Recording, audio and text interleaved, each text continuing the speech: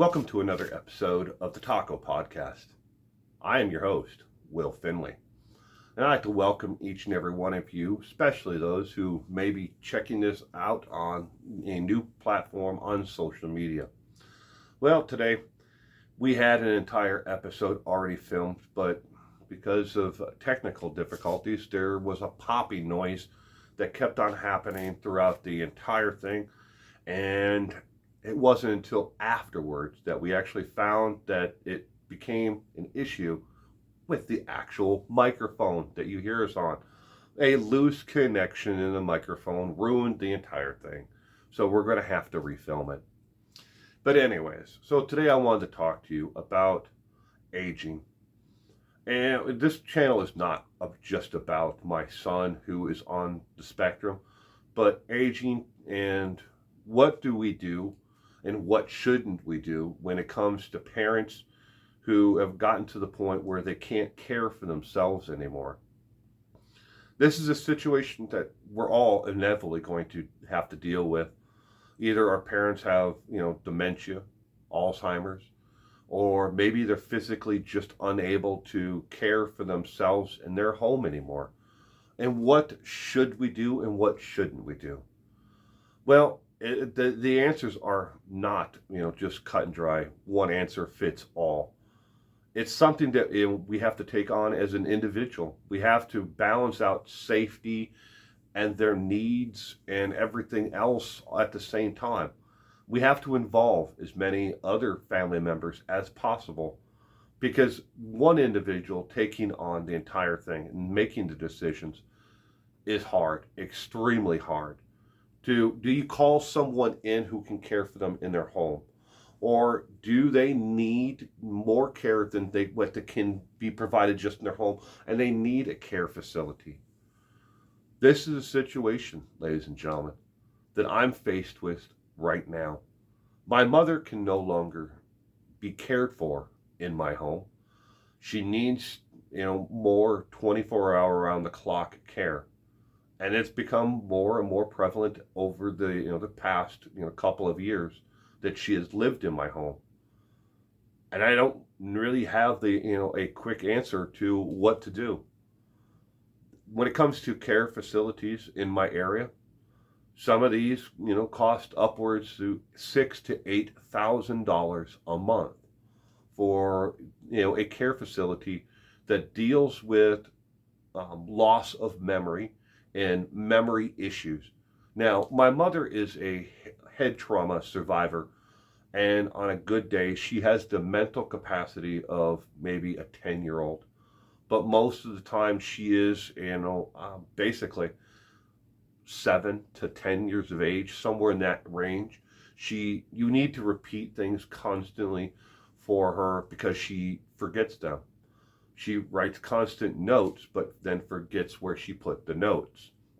We've done a lot of things to try to help her along the way to remember things, but now it's gotten to the point where we can't care for her at home anymore. We've had a care provider coming to the home, and even the state and her care provider is now all on agreement that she can't be at home anymore, that it's a danger for her to be here in my home where she is. It's multiple different things. It's not just memory loss. It's her abilities to walk up and down stairs. It's the amount and the severity of medications that she's on, and her balance issues, her forgetfulness to even turn off a simple burner on the stove, or to remember that she has something cooking.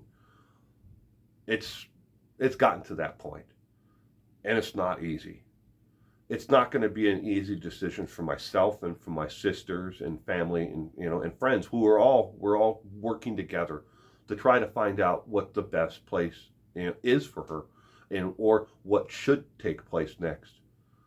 But one thing is for sure, she can't stay here in my home anymore, for her own safety and for the safety of everyone else around us. Now, don't forget, I have a 6-year-old son who is here in the home as well. And for her to leave a stove on and food cooking And yes, there have been more than one small fire that has scorched, cabinets and other things. She's one tiny step, one accident away from possibly causing a huge house fire. And even taking away, saying you can't cook anymore. She's stubborn to the point where she doesn't understand it. And then, well, hours later, forgets that she even had the conversation, in the first place. It's not just a head trauma. It's early onsets of dementia at this point in her life. She's forgetting more than she, will ever remember. I know to a lot of people that's a joke. I have forgotten more than you will ever know, or I have forgotten more than, than I've ever will remember. But this is serious. This is a situation where for her safety and for the safety of others around her, she can't remain in her home anymore. My home. But at the same time, she can't afford $6,000 to $8,000 a month for assisted living or a nursing home in our area. She has some savings. She does have insurance that will help cover parts of it, but still trying to find some place that's going to be safe for her, that's not just going to warehouse her as another person and wait for them to die. We want to put her someplace where she's going to have the ability to move freely within the facility itself. But at the same time, you can't let her out onto the streets because she doesn't remember where she lives. With assistance, she's able to get to and from one location. We have a local bus system that comes right to the door and picks her up and takes her, on short outings where they pick her back up again. But she doesn't do that by herself. She does that with the assistance of somebody else because she can't remember that, well, after I'm done, where do I go? How do I get there? Who's going to be there? So this is where we're at. And so many of us feel like we're dealing with it by ourselves, and we're not alone. Even if you don't have family and friends to help you through the situation to make that decision, you have to understand that there are support groups out there. There are other groups in your community that you can reach out to. And believe me, even though I have siblings and other family members here, I'm reaching out to these individuals, these groups, to help me make a decision on what to do. What is the best course of action from here? No, I know she's not going to want to go. But at the same time, if I can find something that is going to be beneficial for her safety and for the safety of others around her, because she doesn't realize, and then she forgets when she does realize it, what she needs. She doesn't remember to eat. She doesn't necessarily remember to bathe. These are things that we constantly have to go through every single, day with her. You have to take your medication. We give her medication and we put it in front of her on a little dish, and she has to remember to take the medication. We can't force her to take it. I mean, not in a nice way, but at the same time, these are things that she needs. She needs assistance with. So you're not alone out there when you have to make these hard life decisions. And I understand, and I've seen online, a lot of people are struggling with it. You can't be there every moment, and at the same time, we're not just looking to stick her someplace because, well, we want her out of the way. She needs help. She needs care that we can't provide. And even if I designated my entire life to just caring for her and for her needs, I don't have the skills or the ability to do it myself. Even as much as I've tried to do it at this point, it has been a round the clock, everything, a single day. There's never been a day off since the day she's moved in. Everything between, helping her just get to bed at night and get into bed, to everything to waking up, to, remembering you need to take a shower, that you need to eat, to you need to take your medication, you need, to exercise, even if it's low impact exercise. She has to keep moving, otherwise she becomes sedentary, and it's part of her abilities and her mind has slowly shut down over the years. We don't know what to do, who to turn to, and I know so many of you out there are thinking the same thing, or maybe you're in the situation now. You're not a bad person for reaching out and finding someplace and just knowing that you're doing the right thing for your loved one. It's hard. It's definitely hard. And my heart goes out to each and every one of you out there who has to deal with this. It's a decision that I pray that you don't have to make alone, that you can make with other family and friends, and loved ones. Because, well, it's not easy. Like I said, I feel like I'm repeating myself over and over again. I don't know what to do, and I don't know where I should go from here. But I know this much. I can't do it alone anymore. I can't be there 24 hours a day to give her the care that she needs.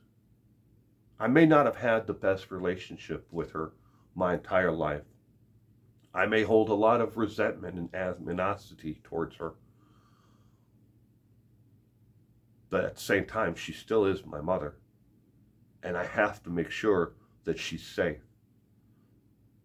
And if that means that she needs to be in a home where she's not a danger to herself and to others, then that is where she needs to be. Because I can't keep the medical and everything else going. I'm one person. And even with her care provider coming into the home, she can't pick up all of the slack and provide all the services that she needs. And we know it's time. We all know it's time. So just know that if you're going at this and you find yourself in this situation where you have to make this type of a decision for a loved one, be it a parent, sister, whatever it may be in your life, a friend, just know your heart and your mind are in the right place. And with the grace of God, you'll be able to make the right decision. And believe me, I understand from everybody else out there who's had to make this decision, you're going to second question yourself. And just because I'm putting her in a place where she can, be safe, from herself, and safe, for everyone else around her, doesn't mean that I'm abandoning her. Neither does it mean that you're abandoning, the person that you're helping, your loved one, sister, mom, dad, whoever it might be. You're not abandoning them. Just because they're someplace safe does not mean that you're abandoning them. Hey, just remember, you're not alone. Again, there are support groups out there and people you can talk to. Reach out and let someone know. Alzheimer's, dementia are really big in this world. And there's something that each individual feels like they're suffering through with a loved one by themselves. If you have, an issue with a parent or a sibling or someone that you love or care for, reach out. There are a lot of support groups out there for family. God bless each and every one of you. And you have a terrific week ahead.